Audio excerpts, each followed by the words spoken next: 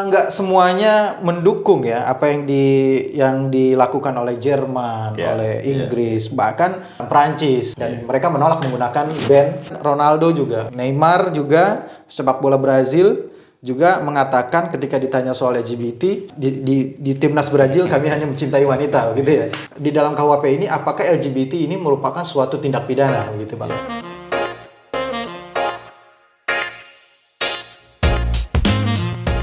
Assalamualaikum warahmatullahi wabarakatuh. Kembali lagi di YouTube channel Halo Pengacara. Apa kabarnya sahabat Halo Pengacara? Semoga baik-baik saja ya. Pada episode sebelumnya kita telah memberikan uraian dan juga membahas terkait dengan isu hukum LGBT di Piala Dunia Qatar tahun 2022 bersama Ibu Silviani Abdul Hamid. Ada beberapa isu yang menjadi perhatian yang ramai juga dibicarakan di media sosial Indonesia. Dan kali ini dengan lahirnya atau telah disahkannya Kitab Undang-Undang Hukum Pidana Indonesia yang baru melalui rapat paripurna DPR beberapa hari yang lalu, ini juga muncul lagi kemudian pertanyaan, apakah LGBT ini kemudian diatur ya ketentuannya atau tindak pidananya di dalam KUHP yang baru ini. Dan sebelum kita melanjutkan video ini, jangan lupa like, comment, share, dan juga subscribe YouTube channel Halo Pengacara. Dan untuk membahas isu hukum yang akan kita ulas di episode kali ini, maka telah hadir bersama kita Bang Nasrullah Nasution. Sehat Bang ya? Sehat, alhamdulillah ya. Kita mulai dengan episode yang sebelumnya Bang. Bersama Ibu Silviani kita telah memberikan ulasan bahwa LGBT ini khususnya di Indonesia ya, itu tidak mendapatkan tempat atau tidak didukung oleh ketentuan maupun nilai-nilai yang ada di Indonesia. Yang pertama, negara kita berdasarkan sila pertama adalah negara ketuhanan yang Maha Esa. Berdasarkan sila kedua, negara kita adalah negara yang menghormati kemanusiaan yang adil dan beradab. Kemudian berdasarkan konstitusi undang-undang dasar kita, negara kita adalah negara hukum, yang artinya bahwa LGBT ini kita belum menemukan nih undang-undang yang mengatur mengenai perlindungan terhadap LGBT. Misalkan di beberapa negara Eropa dan Amerika Serikat itu kan mereka jelas terang-terangan membuat undang-undang yang memberikan legitimasi ya, legalitas terhadap LGBT. Kemudian juga berdasarkan pasal 28B Undang-Undang Dasar terkait dengan HAM, ayat 1-nya mengatakan bahwa setiap orang tuh berhak untuk membentuk keluarga dan melanjutkan keturunan berdasarkan perkawinan yang sah. Artinya ini nggak ada tempat bagi LGBT itu di negara kesatuan Republik Indonesia yang sangat menghormati nilai-nilai luhur dan juga keagamaan. Karena 6 agama yang sah menurut Bu Silvi kemarin itu tidak ada satupun yang memberikan pengakuan dukungan terhadap LGBT ini, perlakuan atau sesama jenis. Ada pertanyaan, apakah LGBT ini kemudian di dalam KUHP yang baru ini terdapat pengaturan terkait dengan tindak pidana atau bisa dikatakan di dalam KUHP ini apakah LGBT ini merupakan suatu tindak pidana begitu Bang. Tapi sebelum ke situ Bang, mungkin Abang bisa memberikan informasi terkait dengan terbitnya atau lahirnya KUHP kita yang baru ini, apa yang berbeda secara umum antara KUHP yang lama yang merupakan katanya peninggalan ya dari Belanda dengan KUHP yang baru yang merupakan hasil dari karya pakar-pakar hukum Indonesia Bang. Terima kasih Bang Heri ya dan para sobat Halo Pengacara. Emang ini cukup menarik ya kalau kita bicara tentang KUHP yang baru. Ya, tadi Bang Heri sudah memberikan introduction cukup bagus juga gitu ya terkait dengan KUHP yang baru. Jadi kalau ada orang bertanya bedanya apa sih gitu ya, ya, produk yang dulu dengan yang sekarang. Kalau pakar hukum pada bilang dulu itu KUHP yang lama adalah produk kolonial. Yang sekarang ini adalah produk yang disesuaikan dengan kondisi masyarakat Indonesia. Tentunya dalam hal ini adalah tentunya bukan produk kolonial berarti ya kan, karena waktu itu masa penjajahan. Jadi kalau kita lihat secara substansi ya sebenarnya sih ya hampir banyak juga kesamaannya, cuman emang ada perluasan makna, terus ada juga ya mungkin kondisi sosial masyarakat sekarang juga jauh berbeda dengan kondisi sosial pada masyarakat sebelumnya gitu, sehingga kondisi sosial masyarakat sekarang itu akhirnya diadop, terus dibuatkan sebuah regulasi untuk mengatur bagaimana hubungan hukum antar masyarakat gitu ya, dan peran negara hadir di situ dalam memberikan perlindungan bagi masyarakat. Itu sih poin pentingnya. Iya. Ini kan isu yang tentang LGBT ini kan ramai ya Bang. Iya. Di Piala Dunia Abang menyimak kan? Iya. Ya, Abang tentu punya tim dukungan gitu ya. Oh iya. Termasuk yang dukung LGBT ya Bang? Enggak. Enggak ya. Enggak ya.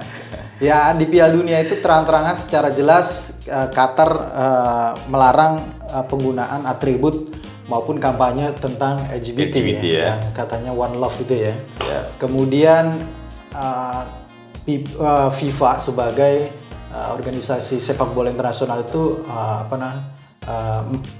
melarang ya untuk penggunaan itu di dalam ajang sepak bola Piala Dunia 2022. Namun kan ada penolakan tuh dari beberapa negara, Inggris, Denmark, Jerman salah satunya, Swiss. Gitu ya kan. Bahkan ada semacam boykot bahwa kalau tetap diberlakukan tidak akan mengikuti gitu ya. Tapi kan nggak semuanya mendukung ya apa yang dilakukan oleh Jerman, oleh Inggris, bahkan ada beberapa yang justru mendukung gitu, seperti misalkan Prancis, ya kan, mengikuti gitu kan, karena dia ingin kalau orang datang ke Prancis ya ikut aturan Prancis, ya kalau kita datang ke negeri orang ya ikut aturan negeri orang gitu ya, dan mereka menolak menggunakan band pelangi. Seperti lainnya misalkan Ronaldo mengatakan bahwa di dalam berita misalkan di okezone.com itu dikatakan bahwa Ronaldo mentah-mentah tolak pakai band kapten LGBT di Piala Dunia 2002 demi hormati umat muslim. Ya. Kemudian juga Neymar juga sepak bola Brazil juga mengatakan ketika ditanya soal LGBT di Piala Dunia Qatar juga mengatakan kami hanya mencintai wanita di timnas Brazil, kami hanya mencintai wanita gitu ya. Ya ini artinya menarik nih, ada yang menolak, ada yang mendukung gitu ya. Itu tataran global Bang.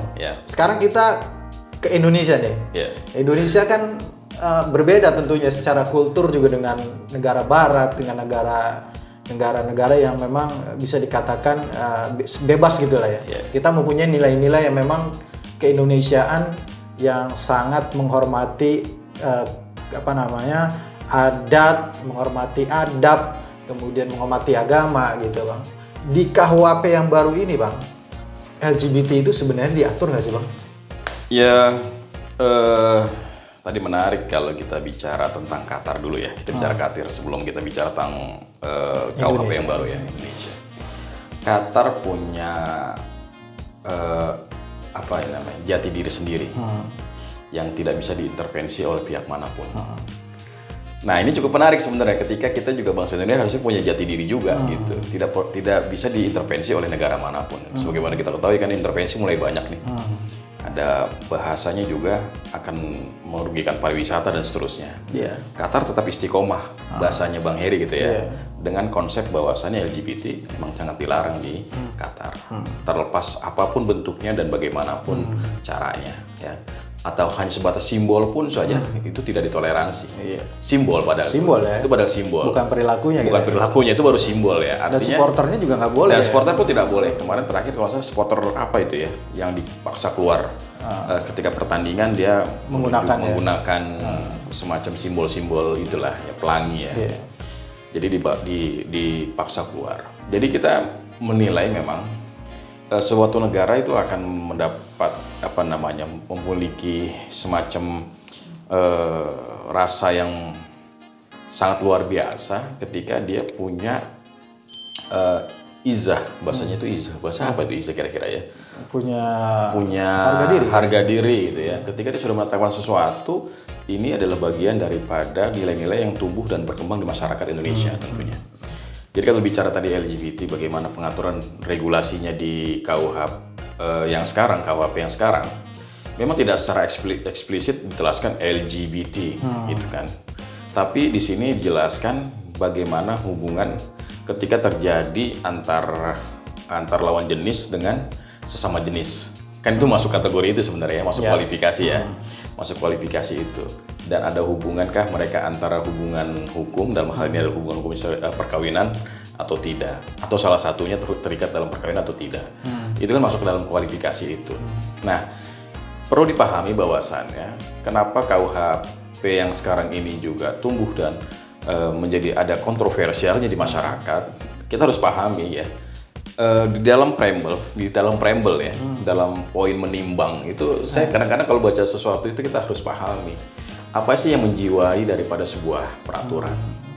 Sehingga kita nggak langsung ansih bicara pasal tu pasal gitu ya. Kita bicara juga apa sih mendasari, menjiwai. Landasan-landasan ya, Pak? Landasan-landasan. Filosofis. Ketika kita bicara di poin menimbang nih, Pak, saya coba bacakan. Bahwa hukum pidana nasional tersebut harus disesuaikan dengan politik hukum, keadaan dan perkembangan kehidupan bermasyarakat, berbangsa dan bernegara, yang bertujuan menghormati dan menjunjung tinggi hak asasi manusia. Hak asasi manusia berdasarkan ketuhanan yang Maha Esa. Ya, hak asasi manusia berdasarkan ketuhanan yang Maha Esa. Kemanusiaan yang adil dan beradab, persatuan Indonesia, kerakyatan yang dipimpin oleh hikmat kebijaksanaan dalam permusyawaratan, perwakilan dan keadilan sosial bagi seluruh rakyat Indonesia. Artinya apa? Hak asasinya itu tidak sebebas-bebasnya, ada batasan-batasannya. Dan saya sah-sah saja. Artinya apa yang tadi kita sampaikan di awal terkait dengan sila-sila yang mendasari kemudian pasal-pasal di dalam Undang-Undang Dasar itu masuk menjiwai KUHP. Menjiwai KUHP.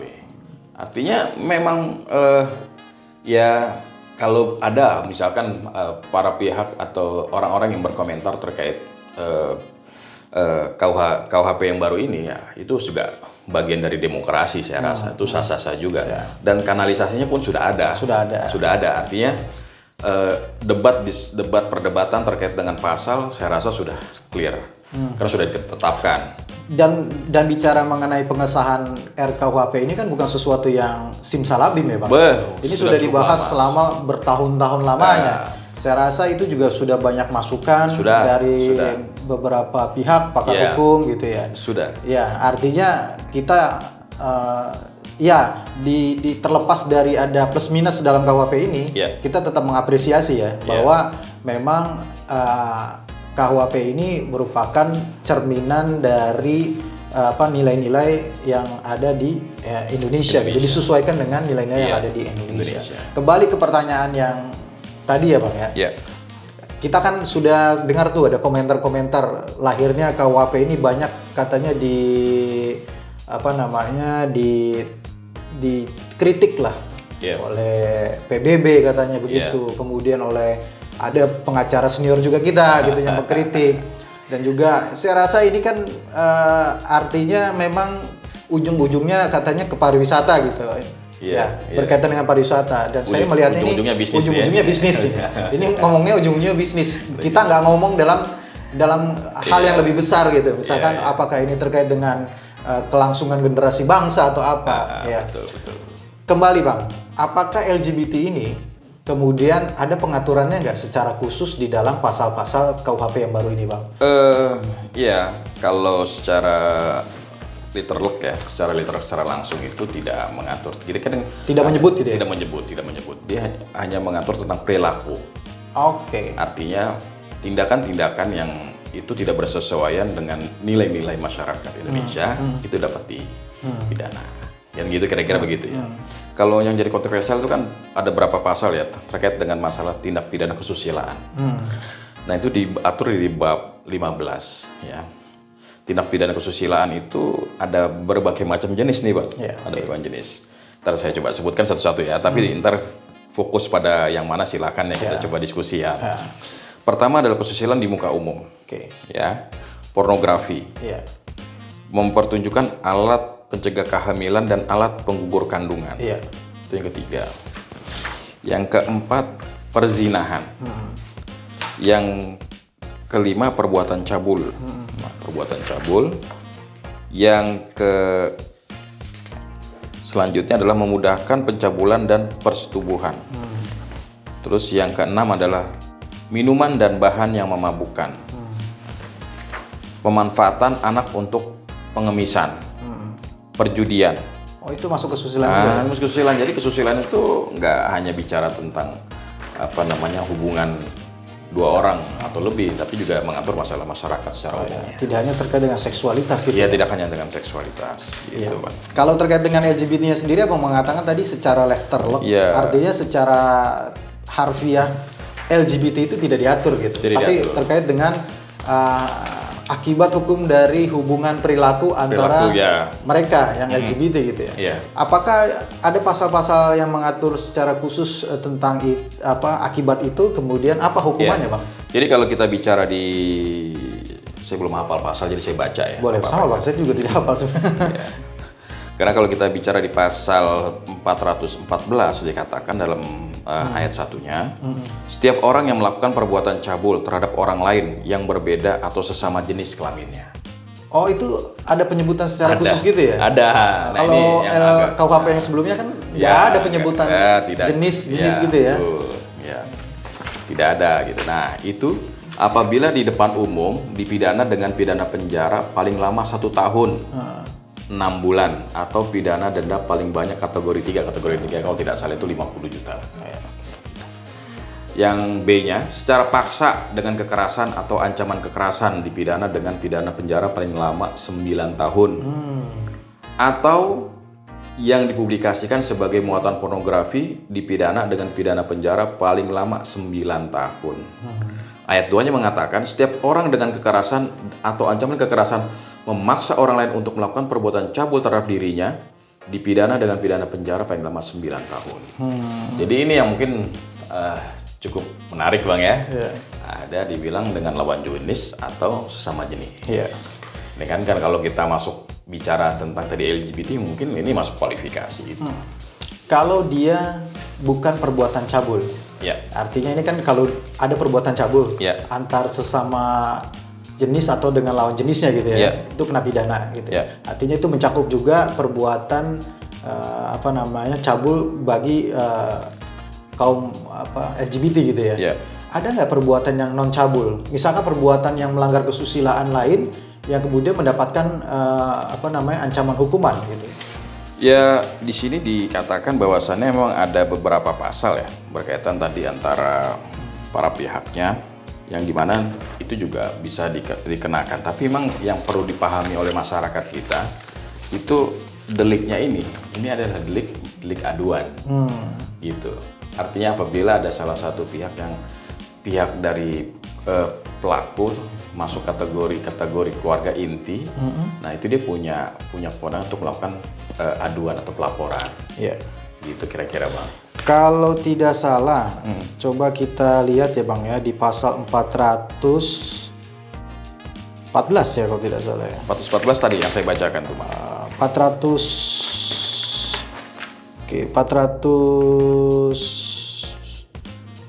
terkait dengan kesusilaan pasal berapa tadi Bang? Pasal 406 Bang. Senam ya. Ya, 406 ini kan disebutkan bahwa bagian 1 ya, kesusilaan di muka umum ya, pasal 406. Ya. Dipidana dengan pidana penjara paling lama 1 tahun atau pidana denda paling banyak kategori 2. Setiap orang yang melanggar kesusilaan di muka umum atau melanggar kesusilaan di muka orang lain yang hadir tanpa kemauan orang yang hadir tersebut. Ya. Kalau nggak salah juga ada penjelasan pasalnya. Ada penjelasan pasalnya, Bang. Iya, kalau tidak salah penjelasan pasal terkait dengan melanggar kesusilaan itu maksudnya dijelaskan di dalam penjelasan pasalnya itu kalau tidak salah. 406 itu disebutkan bahwa yang dimaksud dengan melanggar kesusilaan adalah yang melakukan perbuatan mempertunjukkan ketelanjangan. Ya. Oke. Alat kelamin ya. dan aktivitas seksual yang bertentangan dengan nilai-nilai yang hidup dalam masyarakat di tempat dan waktu perbuatan tersebut dilakukan. Artinya dia yang menunjukkan ketelanjangan, kan bukan perbuatan cabul maksudnya ya. Bang. Dia menunjukkan ya telanjang atau alat kelamin atau aktivitas sosial yang bertentangan dengan nilai-nilai yang hidup dalam masyarakat. Nah, ini juga garis bawah nih, Bang. Nilai aktivitas seksual yang bertentangan dengan nilai-nilai hidup yang hidup dalam masyarakat. Nah, itu juga bisa kemudian bisa nggak dikatakan itu perbuatan yang tadi Abang katakan sebagai sesama jenis, karena sesama jenis itu kan tidak bertentangan lah dengan nilai yang ada di Indonesia gitu. Tentunya masuk kualifikasi itu, Bang ya. Jadi masuk kualifikasi itu, dan apa yang tadi dimaksud dalam undang-undang ini memang lebih kepada untuk menjaga nilai-nilai luhur bangsa Indonesia. Sebenarnya itu sih konsepnya. Artinya kalau ada intervensi atau ada kritik, ya itu saya rasa sah-sah aja, wajar-wajar aja. Tapi tentunya kita harus secara lugas menjelaskan bahwasannya jati diri bangsa kita jelas warnanya gitu ya, bukannya warna yang nggak jelas gitu ya. Sama seperti halnya ya beberapa negara yang sudah menerbitkan juga ya, seperti Rusia kita kenal sebagai negara Eropa tetapi berseberangan gitu ya. Iya, artinya itu suatu hal yang itu masing-masing negara punya inilah. Bahkan Rusia lebih jelas, Bang, kalau tidak salah dia membentuk undang-undangnya adalah anti terhadap aktivitas LGBT kan? Iya, langsung secara jelas gitu, ada undang-undang khususnya. Dan Jepang kalau nggak salah, informasi Jepang juga pengadilan Tokyo-nya juga kalau tidak salah juga melarang adanya aktivitas LGBT. Nah, Indonesia memang secara letter tadi kata Abang ya, secara harfiah tidak menyebutkan definisi atau terminologi LGBT itu, tetapi menggunakan unsur-unsur yang itu bisa diterapkan dalam perkara-perkara kasus yang melibatkan atau terkait dengan LGBT ini, begitu kira-kira. Oke, Bang. Karena kita berbicara apapun istilahnya, yang kita bahas di sini bukanlah suatu istilah kepanjangan dari sebuah istilah LGBT. Nah, tapi perbuatannya dan perilakunya itu yang memang yang menjadi sorotannya tadi kan, baik dengan lawan jenis maupun dengan sesama jenis. Ya. Kita tidak mendukung yang sesama jenis juga, tetap kita juga bahwa itu bertentangan dengan nilai-nilai luhur bangsa Indonesia. Terakhir, Bang, kita kan tidak berhenti di sini aja nih. Kita akan membahas secara mengulas tema per tema ya dari KUHP yang baru ini. Dan kita akan buat dalam beberapa episode ke depan gitu ya. Dan yang ini adalah yang pertama nih kita bahas secara umum terkait dengan ini, juga dikaitkan dengan yang lagi viral nih, LGBT ini. LGBT. Ya. Ada statement dari Abang terkait dengan undang-undang atau KUHP ini, Pak? Saya rasa kita harus mengapresiasi kerja keras dari pemerintah dan DPR dalam hal ini. Terlepas ada pro dan kontra, pasal-pasal terkait dengan yang ada sekarang menjadi headline pembicaraan, saya rasa itu ya ada kanalisasi, ada ruang untuk mengajukan itu, karena juga keberlakuannya kan baru akan berlaku setelah 3 tahun ke depan. KUHP ini baru berlaku 3 tahun ya, setelah diundangkan ya. Jadi 2025 lah ya, baru berlaku, artinya. Berarti masa transisi nih, Pak. Masa transisi sosialisasi, dan ini juga cukup menarik kalau misalkan ada pasal-pasal yang mungkin belum keberlakuan 2025. Tapi sudah dilakukan usual review, kemungkinan akan ada perbaikan, perubahan, penambahan, dan seterusnya, atau apapun bentuknya dari klausul-klausul yang dirasa oleh sebagian orang itu memang bertentangan dengan nilai-nilai yang mereka pahami, ya monggo silakan. Saya rasa itu ada ruang yang diberikan.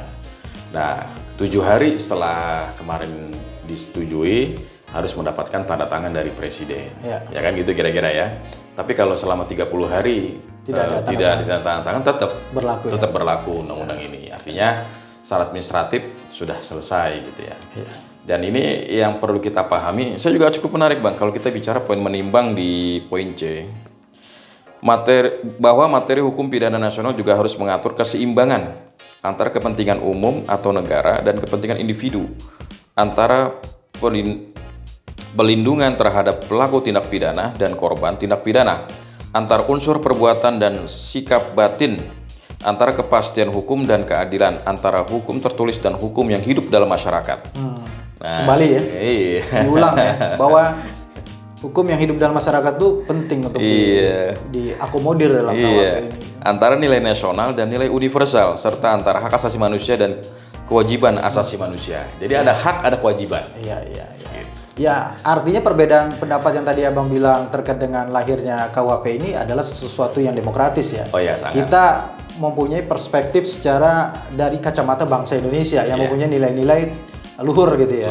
Ya mungkin dari beberapa orang yang mengkritik ini melanggar hak kebebasan, atau dari PBB sendiri gitu mengatakan ini akan mengganggu pariwisata, bisa jadi itu adalah perspektifnya adalah nilai-nilai yang ada di sana secara universal gitu ya. Yang bisa saja itu tidak sesuai atau bahkan bertentangan dengan nilai-nilai yang ada di Indonesia. Secara hukum kita berhak untuk menentukan hukum kita sendiri gitu. Betul, itu prinsipnya. Ya, terima kasih Bang Nasrullah untuk episode kali ini. Bagi para sahabat Halo Pengacara yang mempunyai usulan atau pertanyaan terkait dengan apa yang mau kita bahas dalam KUHP ini untuk episode yang selanjutnya, silakan bisa disampaikan melalui aplikasi Halo Pengacara maupun melalui kolom komentar di bawah video ini. Terima kasih telah menyaksikan episode kali ini. Jangan lupa like, comment, subscribe, dan share sebanyak-banyaknya video Halo Pengacara. Terima kasih sekali lagi. Salam Halo Pengacara. Assalamualaikum warahmatullahi wabarakatuh. Waalaikumsalam warahmatullahi wabarakatuh.